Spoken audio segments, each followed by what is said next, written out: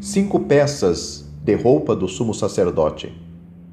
O homem Israel basicamente vestia uma túnica comprida, tipo camisolão, uma capa um pouco menor por cima que cobria a cabeça. O sumo sacerdote, além disso, usava uma peça parecida com um colete, o éfode, até a cintura, e o peitoral, que era um tipo de bolsa grande, bem presa ao colete. O sumo sacerdote era o representante da nação perante Deus, e as suas roupas de glória e ornamento representavam o pensamento de Deus a respeito do seu povo.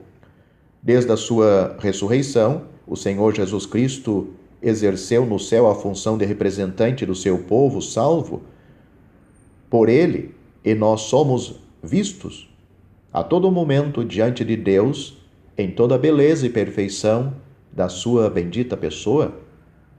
Temos um sumo sacerdote tal que está sentado nos céus à destra de Deus, do trono da majestade, ministro do santuário e do verdadeiro tabernáculo, o qual o Senhor fundou e não o homem.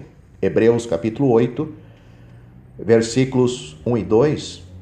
Conforme Levítico capítulo 8, Arão, sendo uma figura de Cristo, foi ungido antes de ser feito o sacrifício, mas seus filhos só foram ungidos depois do sacrifício, pois são uma figura dos salvos desta era que primeiro tiveram de nos apropriar do sangue para a nossa salvação, mas agora, sob o comando dele, somos sacerdotes.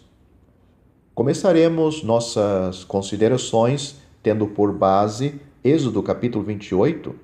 Olhando o sumo sacerdote de frente, notamos, em primeiro lugar, sua cabeça coberta com a mitra, que era de linho fino, mas o que se destacava nela era que, bem na testa, fixado por um cordão azul, havia uma lâmina de ouro puro com a inscrição Santidade ao Senhor. Isto não era meras palavras, mas indicava a santidade do sumo sacerdote. Isso é verdade especialmente a respeito daquela bendita pessoa prefigurada neste símbolo. Sem esta santidade, o povo israelita e suas ofertas sacrificiais não seriam aceitos. O mesmo valor para nós agora. Olhemos agora o peito do sumo sacerdote. Ali se vê o peitoral, um tipo de bolso do tamanho de um palmo. Este era grande o suficiente para conter uma placa de ouro com 12 pedras preciosas encaixadas.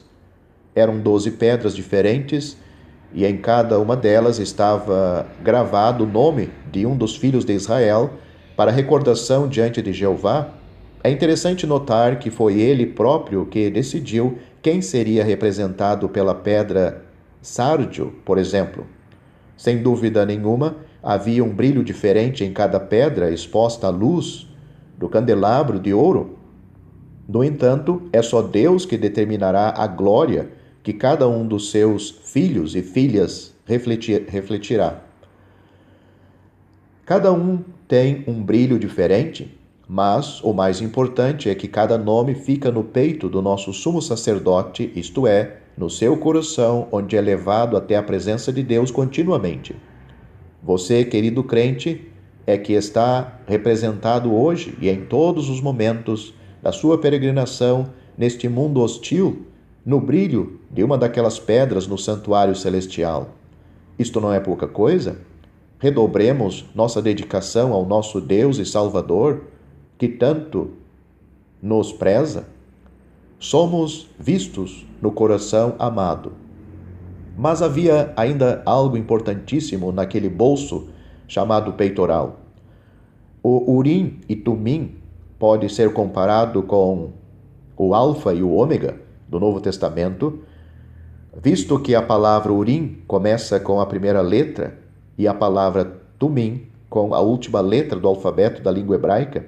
Sendo assim, isto simbolizava que tinha ali toda a resposta para tudo que eles necessitavam saber. O cinto não era uma peça separada, Êxodo capítulo 39, versículo 5, mas integrava o éfode, que era semelhante a um colete, porém aberto nos lados abaixo dos braços. Por isso o cinto era integrado e necessário para o éfode ficar bem assentado. Também nos ombros o colete, que era uma peça na frente e outra atrás, era unido por ombreiras feitas especialmente para acomodar de cada lado. Uma pedra preciosa encaixada em ouro. Não sabemos o tamanho da pedra preciosa, nem a grossura dela e da barra de ouro, mas o ombro tem vários centímetros de comprimento.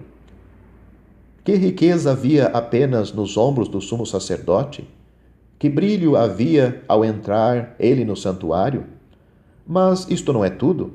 Ali, em letras trabalhadas e na ordem de idade, havia o nome de cada um dos filhos de Israel. Nessa época, eles já eram as tribos. Algumas delas eram grandes, outras menores, mas os nomes das grandes não ocupavam mais espaço que os nomes das pequenas. Quando o sumo sacerdote aparecia perante Jeová, seus nomes eram levados para recordação diante de Jeová, recordação do fato que elas existiam e que elas eram povo. Querido irmão, tome ânimo, você pode ser considerado pequeno pelos grandes, os importantes entre o povo de Deus, mas aquela divina pessoa que te representa e te leva nos seus ombros diante de Deus, te apresenta lá no mesmo nível dos grandes.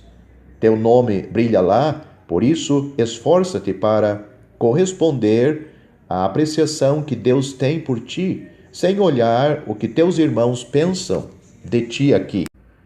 O manto ou capa, todo azul, falava da origem celestial. Se nossa aceitação perante Deus é simbolizada na lâmina de ouro, a nossa possibilidade de produzir fruto para Deus na nossa vida só é possível pela atividade celestial do nosso sumo sacerdote, simbolizada nas romãs bordadas. Os sinos de ouro nos lembram de cada movimento do sumo sacerdote atuando a nosso favor, testificando que ele vive, como diz, para que Arão não morra.